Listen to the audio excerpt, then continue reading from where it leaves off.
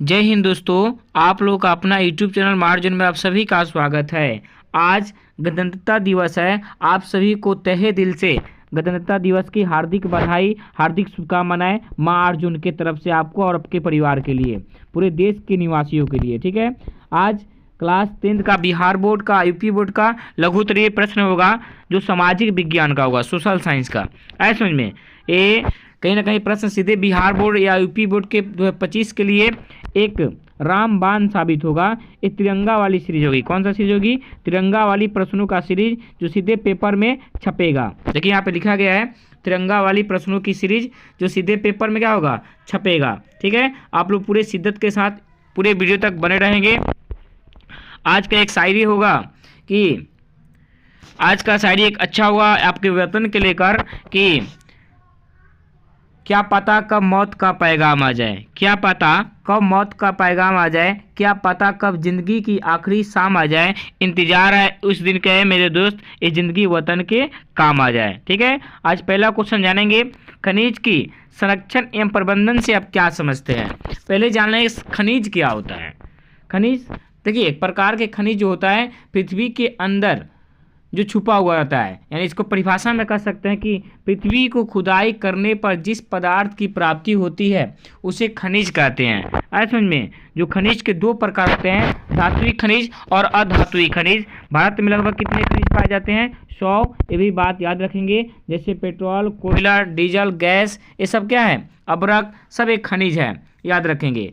मेरा क्वेश्चन है, खनिज की संरक्षण एवं प्रबंधन से आप क्या समझते हैं। उत्तर जानेंगे, खनिज का उपयोग लाखों वर्षों से हो रहा है। यह एक अनवीकरणीय संसाधन है। इनकी मात्रा, यहाँ पे मात्रा हो गया गलती से, मात्रा सीमित है।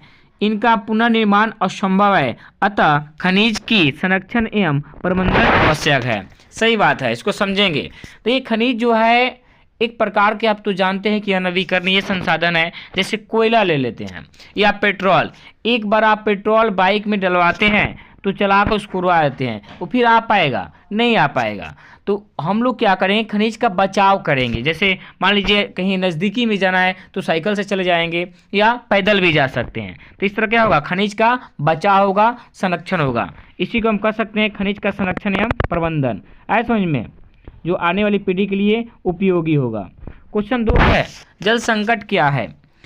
उत्तर होगा, एक क्षेत्र के अंतर्गत जल उपयोग की मांग को पूरा करने हेतु उपलब्ध जल संसाधन का कम को ही जल संकट कहते हैं।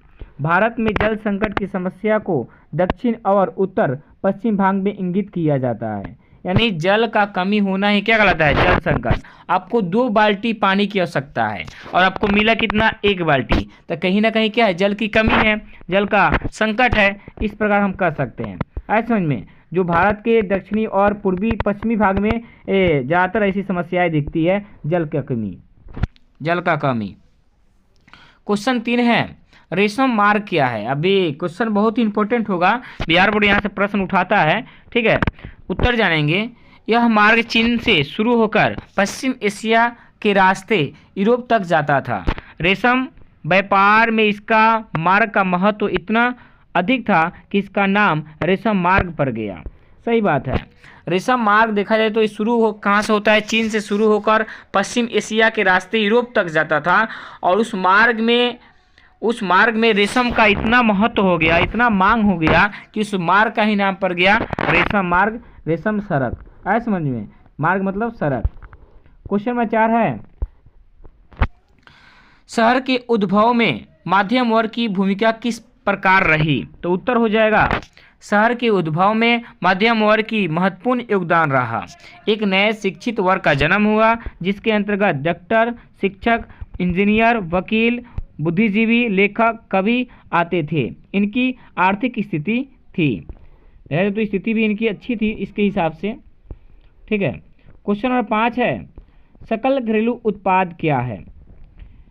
सकल घरेलू उत्पाद, जिसको जीडीपी कहते हैं, ग्रोस डोमेस्टिक प्रोडक्ट, जीडीपी। आए समझ में, उत्तर जानेंगे, किसी देश में सीमा के अंदर दी गई समय अवधि 1 वर्ष में उत्पादित समस्त वस्तुओं एवं सेवाओं के कुल बाजार या मौद्रिक मूल्य के योग को सकल घरेलू उत्पाद यानी जीडीपी कहते हैं। ये बात याद रखेंगे। जीडीपी का फुल फॉर्म होता है ग्रोस डोमेस्टिक प्रोडक्ट, हिंदी में सकल घरेलू उत्पाद। ठीक है, याद रखेंगे, बहुत अच्छा क्वेश्चन होगा। क्वेश्चन आज लास्ट जानेंगे जो आपदा प्रबंधन का होगा। बाढ़ नियंत्रण के उपाय बताएं। तो इसका उत्तर होगा बाढ़ पर नियंत्रण हेतु निम्नलिखित उपाय हैं। पहला, बांध का निर्माण करना होगा तो बाढ़ नहीं आएगा, सही बात है। बांधों का ऊंचा बनाना होगा तभी पानी नहीं आएगा, ये भी सही बात है। तीसरा है जलाशय का निर्माण करना, यानी जल इकट्ठा करने के लिए आपके पास जगह है तो बाढ़ नहीं हो पाएगा। और चौथा है नदियों के तल में जमा कचरा सफाई करना, और नदी साफ सुथरा रहेगा तो पानी को अधिक रिजर्व करेगा, अधिक रखेगा तो बाढ़ नहीं आएगा, और कचरा रहेगा तो पानी ऊपर फेंकेगा, सीधी सी बात है, तो बाढ़ आएगा इस हिसाब से। पांचवा है वनस्पति विरन को बढ़ाना, यानी पेड़ पौधे ज़्यादा लगाना। पेड़ पौधे लगाने से भी क्या होते हैं, बाढ़ को ये रुकता है, बाढ़ को रुकने का काम करता है, क्योंकि पौधा जो होते हैं अपने जड़ से मिट्टी को बांध कर रखते हैं, और मिट्टी मजबूत होता है, बाढ़ को रुकने का काम करता है। ये प्रश्न कहीं ना कहीं सीधे पेपर में प्रहार करेगा, ठीक है, छपेगा। ये तिरंगा वाली प्रश्नों का सीरीज है भैया। आज 26 जनवरी है, देश की आन बान शान महापर्व गणतंत्र दिवस। ठीक है, धन्यवाद। जय हिंद, जय भारत।